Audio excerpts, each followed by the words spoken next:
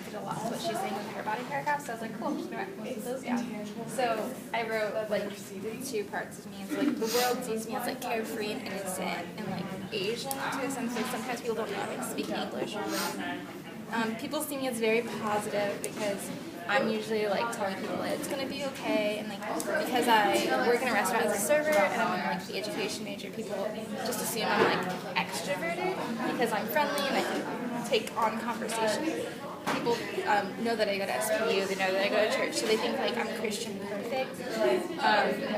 And so people can assume that like I'm grounded and supported because I go to a private school, where in reality like I'm scared and I'm on my own. And so like on the flip side of everything I just read, like I said, that I'm actually really stressed out. I'm not carefree. Like I'm very broken. I'm not innocent, even though people think that. I'm not Asian, I'm Filipino. And I don't know, that's just funny for me. I'm negative with myself. Like I always see like the harder reality, and like people are trying to tell me like I'm gonna be okay. I'm usually like, but this and that, like there's no way. I'm really introverted, like I do well on my own. I am Christian, but I see that being Christian just means that I'm broken. It doesn't mean that I'm perfect. And so that's kind of what I wrote. And I have like a very sad, content face versus like a very happy face. So for mine, inside I put them in student, and then I can go.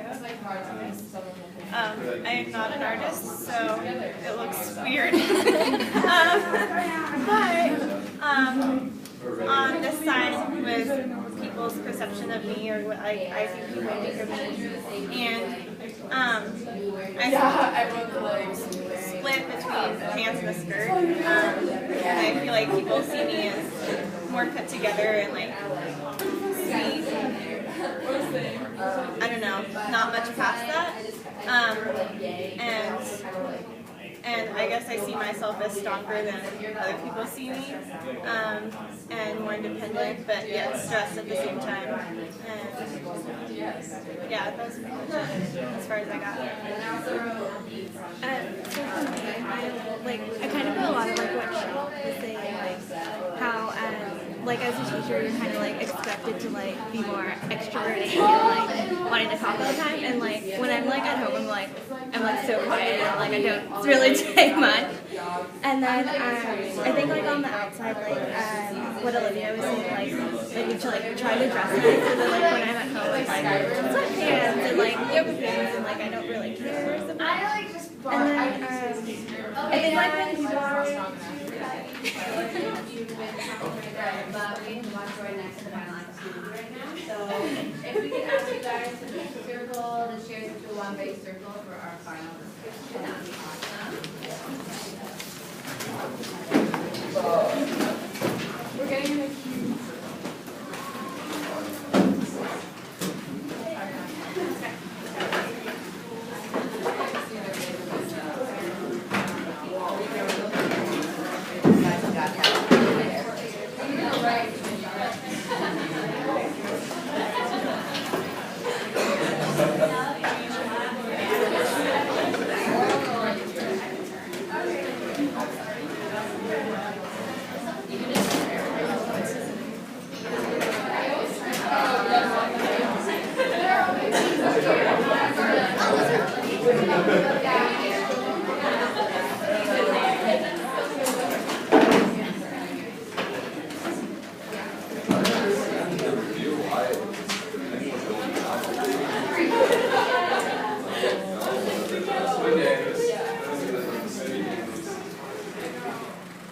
Okay, so what we're going to be doing next is relating most to a certain character, and what you guys are going to do is try and find a character that you think you would best relate to, and try and find evidence from the text that supports why or how you think that you relate to this character.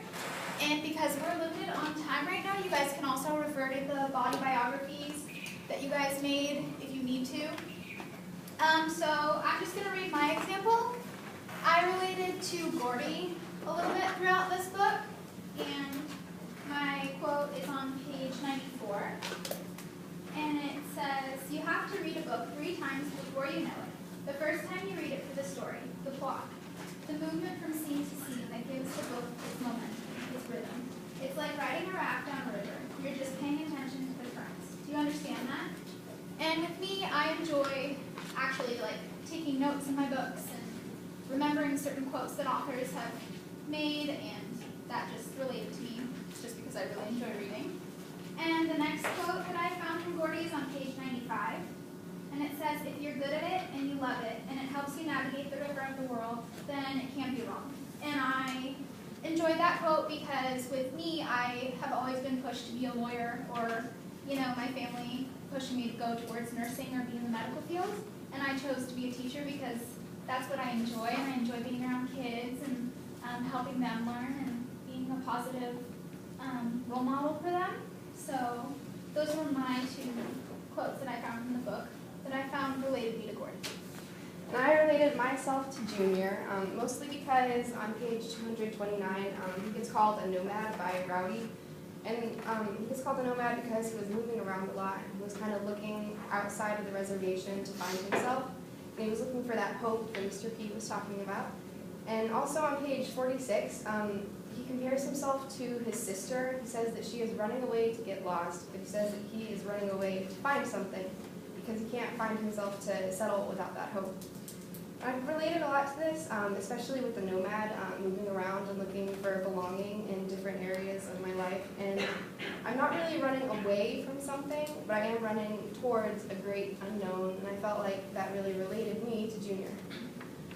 So now we're going to journal really quickly for just a few minutes because we're running out of time. But don't try to get too deep because we don't have a lot of that time to share. But just look through the text and what you did with the body biography and find something you relate to.